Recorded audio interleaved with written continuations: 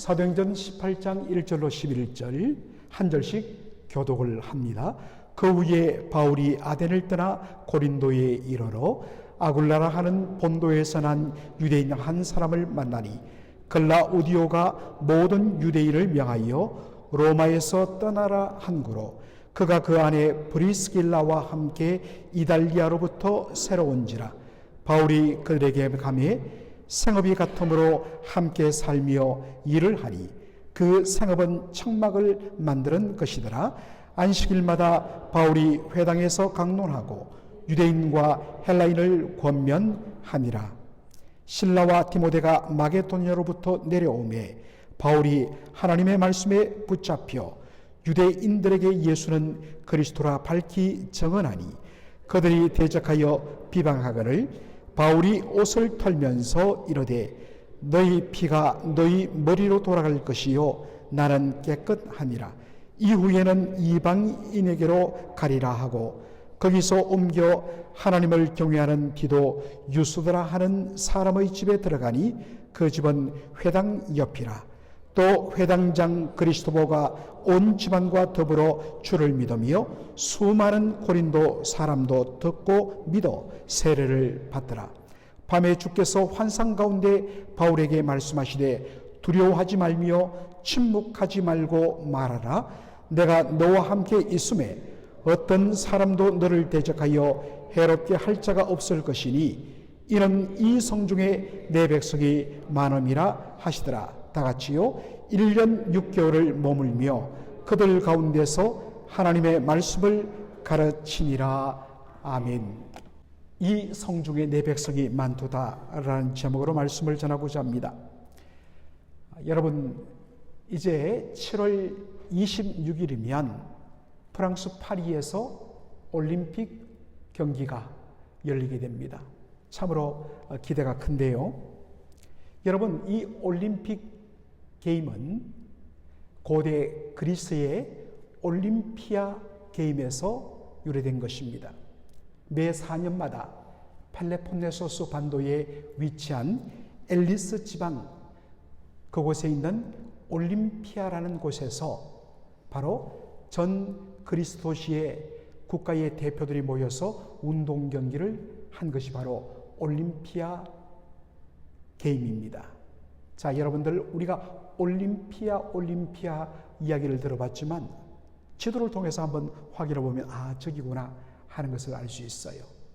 보통 이 펠로폰네소스 반도의 대표 도시는 우리가 스파르타라 알고 있죠. 바로 거기에 있는 올림피아라는 곳에서 시작된 경기가 올림픽 경기입니다. 그런데 우리가 잘 알고 있는 4년마다 한 번씩 열리는 올림피아 게임만 유명한 것이 아니라 또 하나 고대 그리스에는 유명한 경기가 있었는데 그것이 바로 뭐냐? 이스미안 게임입니다. 이스미안 게임. 여러분, 이것은 매 2년마다 고린도에서 열리는 고대 그리스의 바로 축제요 운동 경기였습니다. 그런데 코린티안 게임, 고린도 바로 경기라고 붙이지 않고 왜 이스미안이라고 붙였을까? 그것은 고린도가 위치한 바로 지형 때문에 그렇습니다. 자, 여러분들 잘 보시면 고린도는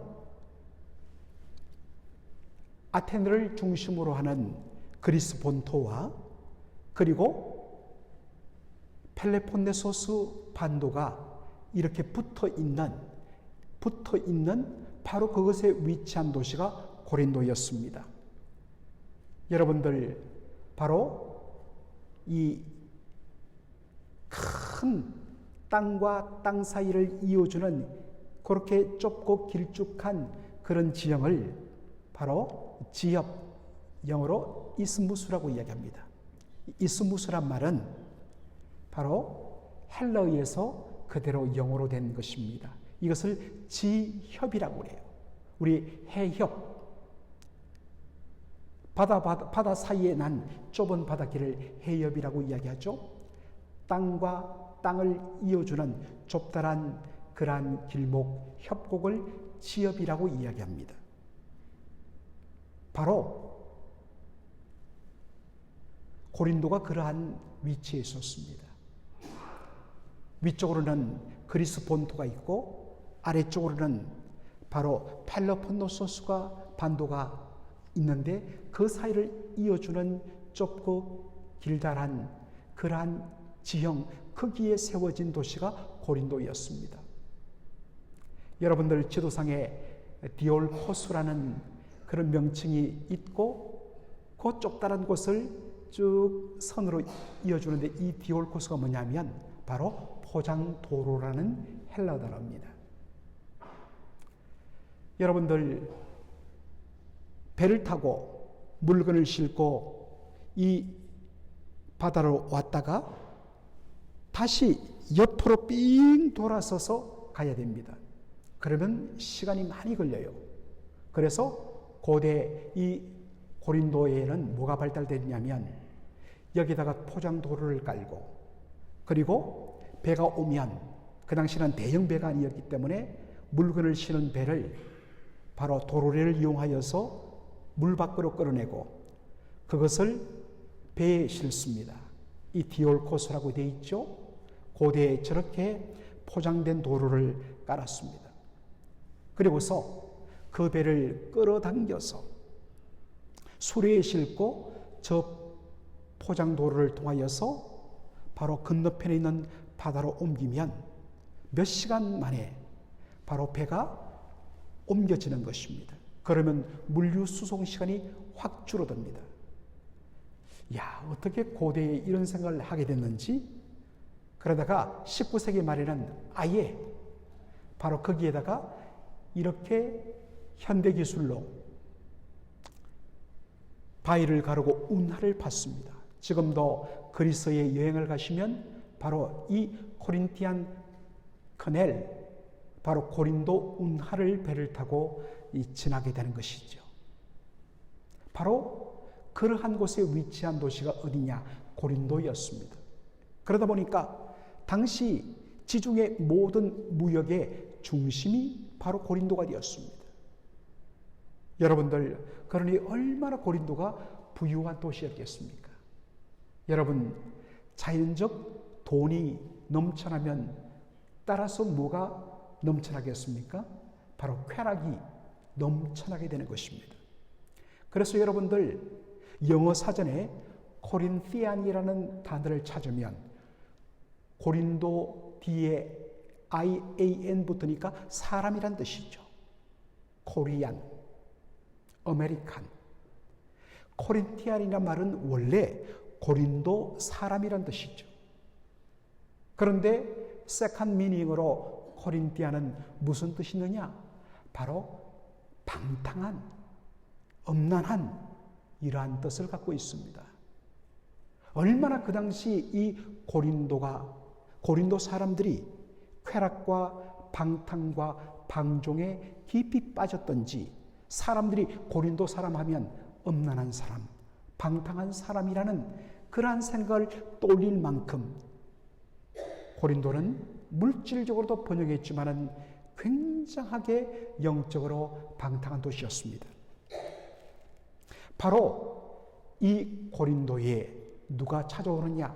사도 바울이 복음을 들고 찾아온 것입니다.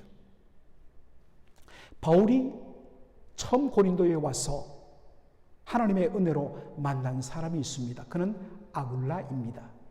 사도행전 18장 2절은 아굴라를 이렇게 소개합니다.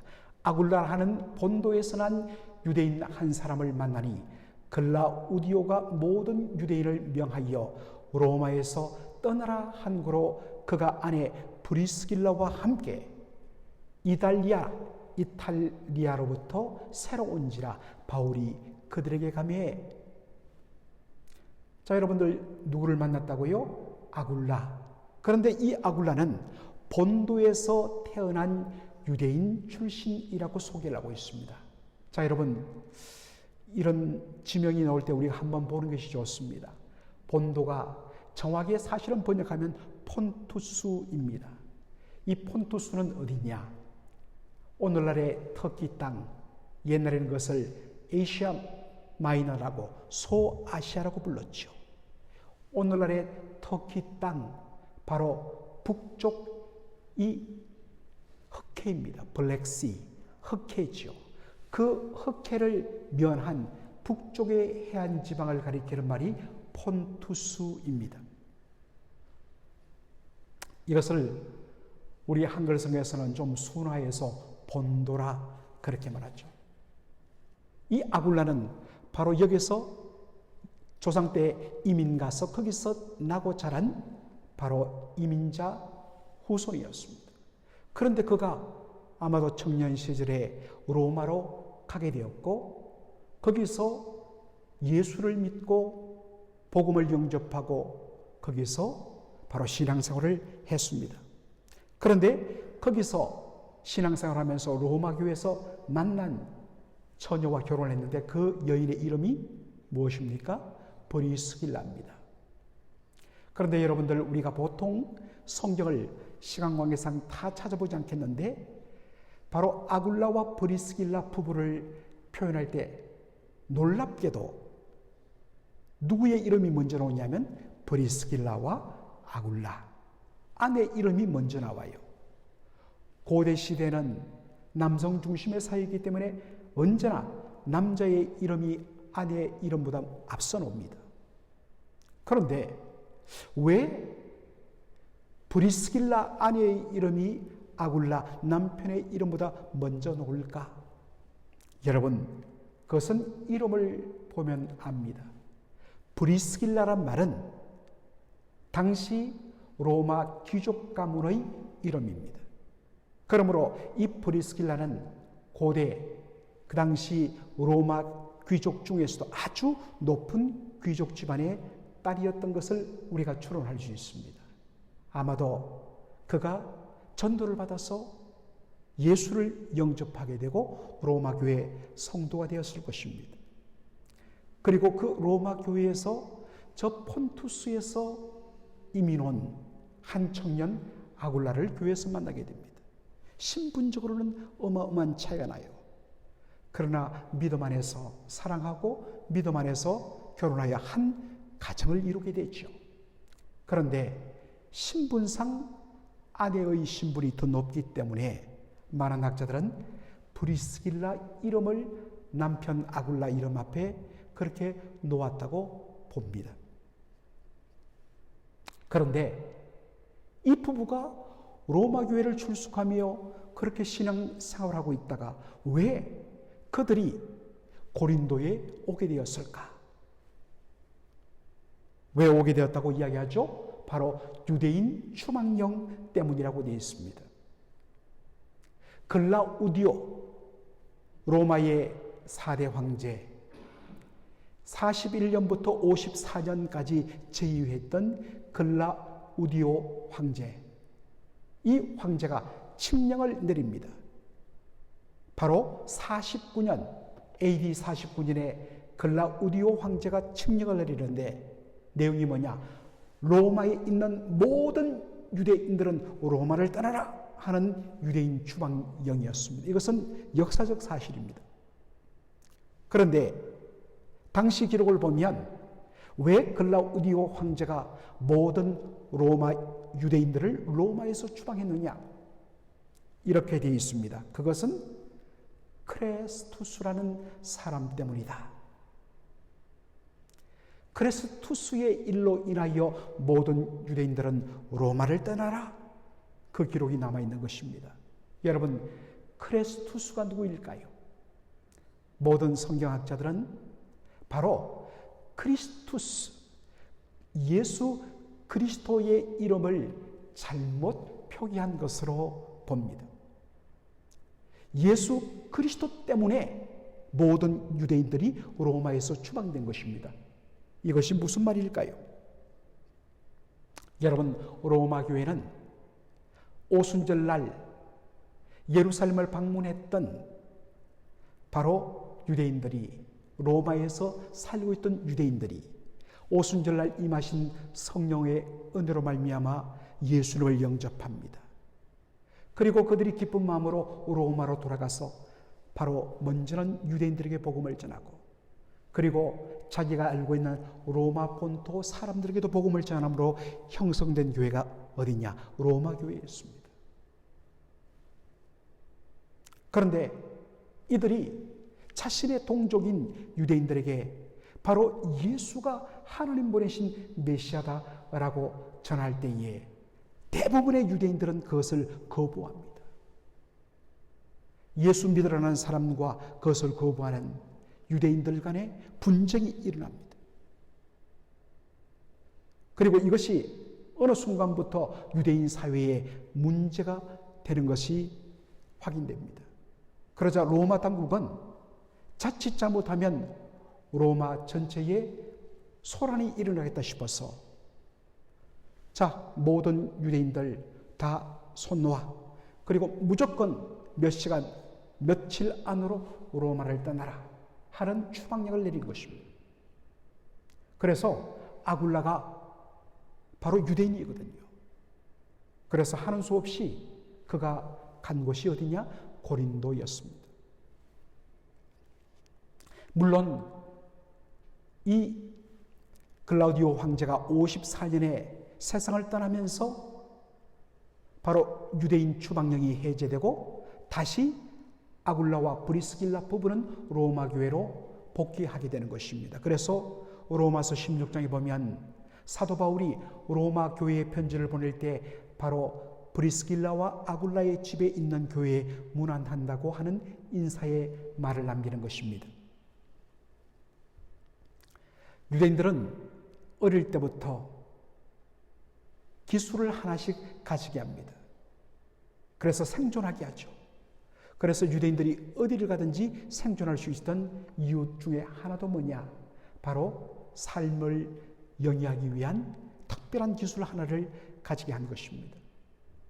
사도 바울도 장막을 만드는, 텐트를 만드는 그러한 기술을 가지고 있었습니다. 그런데 이 아굴라도 텐트를 만드는 일을 했던 것입니다.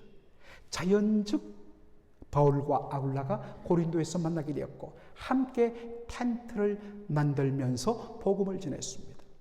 여기서 나온 말이 뭐냐? 텐트 메이커, 자비량 선교자, 생활비를 만들어 생활하면서 복음을 전하는 자비량 사역자를 가리키는 말이 뭐냐? 텐트 메이커, 바로 여기서 나온 말입니다. 우리가 사도행전을 보면 사도 바울은 어디를 가든지 제일 먼저 유대인 회당을 찾아가서 복음을 전했습니다. 사도행전 18장 5절에도 보면 사도 바울이 고린도에서 그와 같은 일을 한 것을 보여줍니다. 다 같이 한번 읽을까요? 실라와 디모데가 마게도냐로부터 내려오매 바울이 하나님의 말씀에 붙잡혀 유대인들에게 예수는 그리스도라 밝히 증언하니. 자, 여러분들, 우리 한글 속에 보면 바울이 하나님의 말씀에 붙잡혀 유대인들에게 예수는 그리스도라, 예수는 하나님이 보내신 메시아라고 밝히 증언합니다. 뉴 킹 제임스 버전에 보면 compelled by the Spirit, 대문자 S를 씁니다. 성령에 의해서 compelled, 강권당하다라는 말입니다. 성령이 강권하여서 바로 이 유대인들에게 말씀을 전하도록 뜨거운 말씀을, 은혜를 주셨다라는 말입니다. 그런데 대부분의 영어 성경은 Paul devoted himself exclusively to preaching 혹은 to the word. 바울이 바로 하나님의 말씀을 전하는데 exclusively 모든 것 다 제쳐놓고 완전히 거기에다가 헌신했다, 올인했다라는 의미로 번역을 합니다. 이 두 가지를 우리가 합치면 좋을 것 같습니다. 성령이 말씀을 전하도록 사도 바울의 마음을 강권했습니다. 여러분, 대부분의 그동안의 그의 경험상 예수가 하나님이 보내신 메시아다, 십자가에 못 박힌 그분이 바로 우리의 구원자다라고 전했을 때 일부는 믿지만 대다수의 유대인들은 아주 강렬하게 저항하며 심지어는 바울을 죽이려 하던 일들을 우리가 앞부분에서 계속해서 보았습니다. 가는 곳마다 사도 바울의 복음을 방해했습니다. 인간적으로 생각하면 지긋지긋하고 또 두렵습니다. 그렇지 않겠습니까? 그런데 주님, 이번엔 좀 피하고 싶어요. 그때마다 주의 성령이 그의 마음을 강권하십니다. 주의 사랑의 강권을 받고 성령의 강력한 은혜로 사로잡힘을 당함으로 말미암아 너무나 고통스러운데도 말씀을 전하지 않고는 견딜 수 없는 뜨거운 마음의 불을 주신 것입니다. 여러분, 주의 일은 바로 그래 하는 겁니다. 인간적으로 보면 내가 저 사람 다시는 보고 싶지 않다. 그런데 그 순간에 주의 성령께서 강권하시는 거예요. 성령의 은혜의 강권함을 받아야지 제대로 된 주의를 하는 것입니다. 내 힘으로 하면 할 수가 없어요. 성령께서 그 마음을 강권하여 주셔서 말씀을 전하지 않고는 견딜 수 없는 마음을 주심으로 말미암아 핍박이 예상되고 어려움이 예상되는 대로 오직 주의 은혜에 사로잡혀서 온 힘을 다하여서 말씀을 전하는 데 올인하는 바울의 모습, 이것이 전도자의 모습이요, 말씀 사역자의 모습이요, 그리고 적용하면 주의 일을 감당하는 모든 사역자들, 직분자들의 바로 모습이야 할 줄로 믿습니다. 성령에 사로잡혀야 됩니다. 말씀의 은혜에 사로잡혀야 됩니다. 오직 주님만 바라봐야만 합니다. 그런데 여러분들, 바울이 전한 복음의 핵심은 무엇입니까? 예수는 누구라고요? 그리스도라. 그리스도란 말은 헬라어로 기름 부음 받은 자다. 히브리어로 기름 부음 받은 자라는 뜻이 바로 메시아입니다. 예수, 십자가에 못 박힌 예수는 바로 하나님께서 우리의 구원을 위하여 보내신, 약속하신 그 메시아다. 그것을 구약 성경을 인용하면서 바울은 예수님의 복음을 전합니다.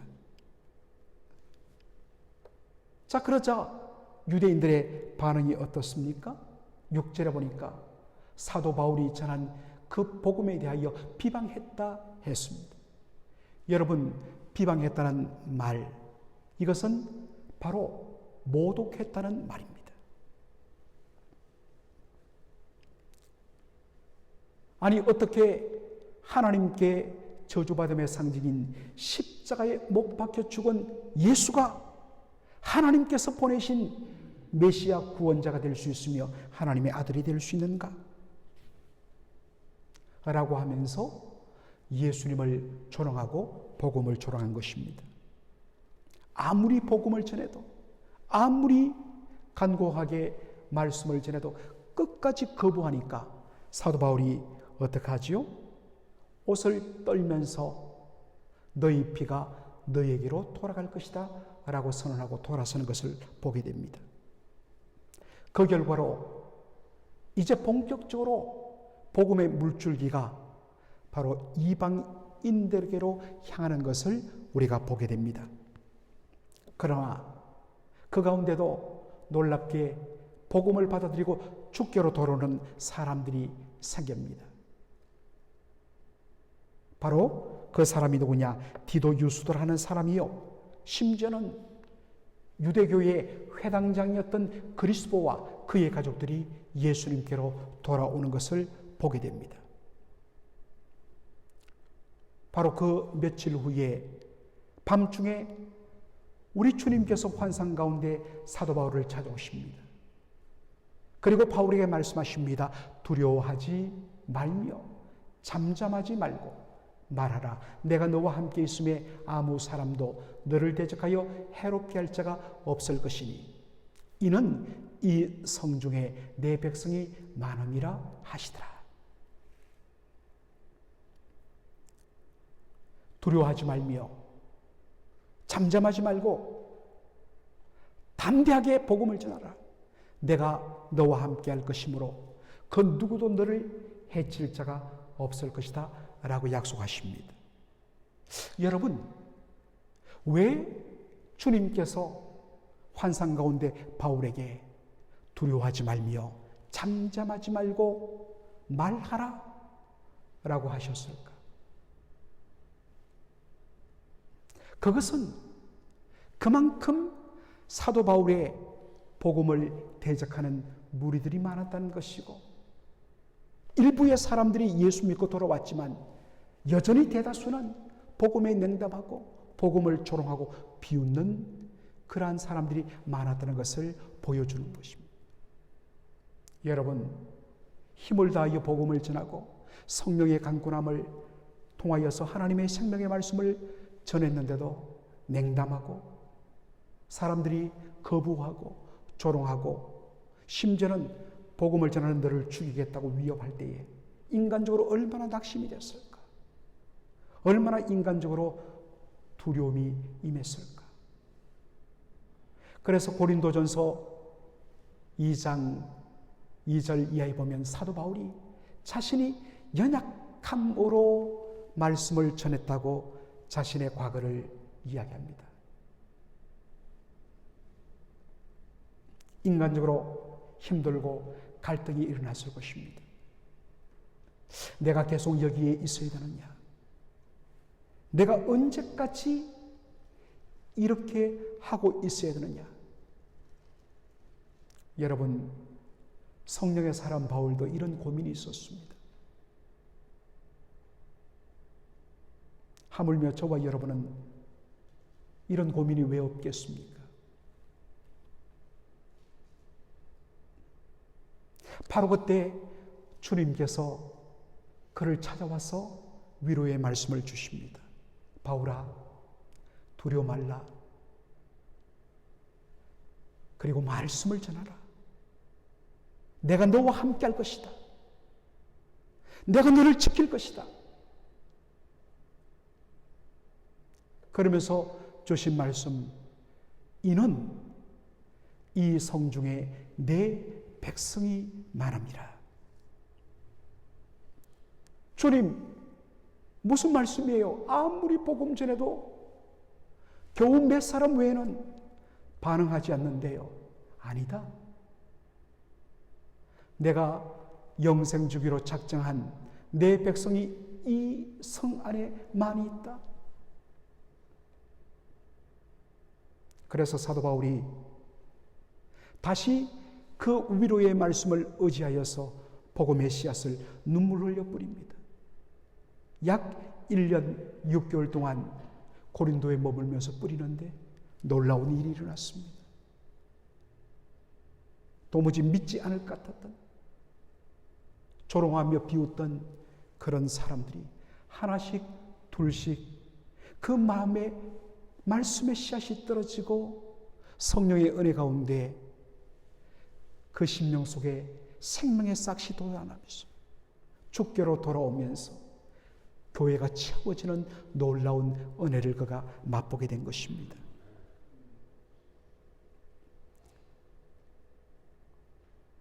우리 성도들에게 복음을 전하기를, 그리고 주변에 아직 믿지 않는 분들을 데려오기를 강권하라고 부탁을 하면 이렇게 말합니다. 목사님, 제 주위에는 다 예수 믿어요. 데려올 사람들이 없어요. 그런데 여러분, 통계에 의하면 이민사회에도 예전에 한두 번 교회는 나가본 사람들을 포함하면 그렇게 보이는데, 현실적으로 지금 당장 통계를 내보면 교회에 나가지 않는 사람들이 거의 85%나 된다고 합니다.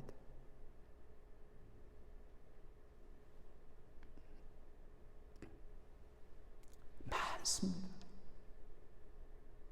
아직도 구원받아야 할 사람들이 너무나 많습니다. 주님께서 말씀하십니다. 이 성중에 내 백성이 많음이라. 그 백성들을 어떻게 주님의 백성으로 확인하느냐? 복음을 전하는 것입니다. 복음이 들어갔을 때 성령의 은혜 역사에 의해서 영생 주기로 작정된 자들은 반드시 주께로 돌아오게 되어 있습니다. 아직도 그 심령 속에 복음의 씨앗이 뿌려져 있고 하나님께서 영생 주기로 작정하신 주의 뜻이 있는데 물을 뿌려서 그들의 생명이 바로 주께로 돌아오는 바로 그 일을 기다리고 있는데 우리가 복음을 전하지 못하고 어떤 의미에서 그분이 거부하던데요. 안 되겠다. 그러한 마음 때문에 주께서 작정하신 그 백성들이 그 구원의 길로 나오는 것들이 점차 계속적으로 지연되는 일은 아닌지. 사랑하는 성도 여러분, 이 성중에 내 백성이 많음이라. 여러분 주위에 아직도 구원받아야 할 사람이 너무나 많습니다.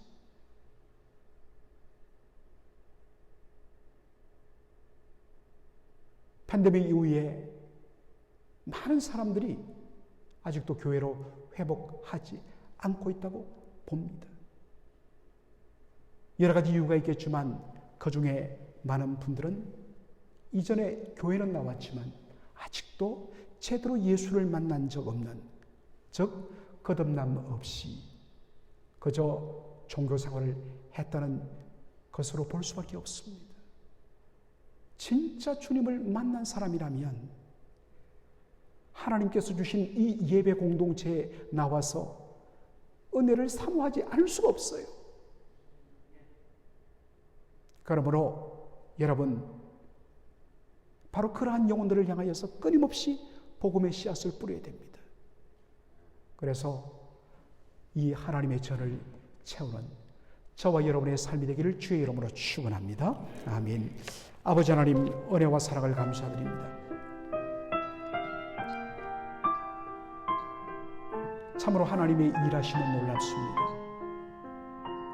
하나님께서 사도 바울을 아테네에서 고린도로 보내었을 때에 아무도 없는 그 쾌락의 도시에서 하나님께서 승리를 따라 미리 보내신 브리스길라와 아굴라 부부를 만나게 하시고 함께 텐트 메이킹을 하면서 함께 복음의 동력을 하는 주께서 예비하신 일이 있었음을 보게 됩니다. 수많은 조롱과 회방과 비난에도 불구하고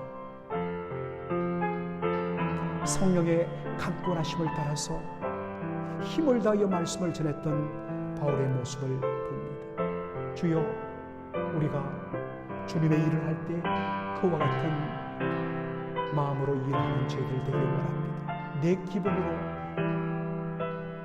어렵고 힘들다고, 마음이 힘들다고 하는 것이 아니라 바로 그럴 때 성령의 강권하심을 따라서 하나님의 말씀에 사로잡혔어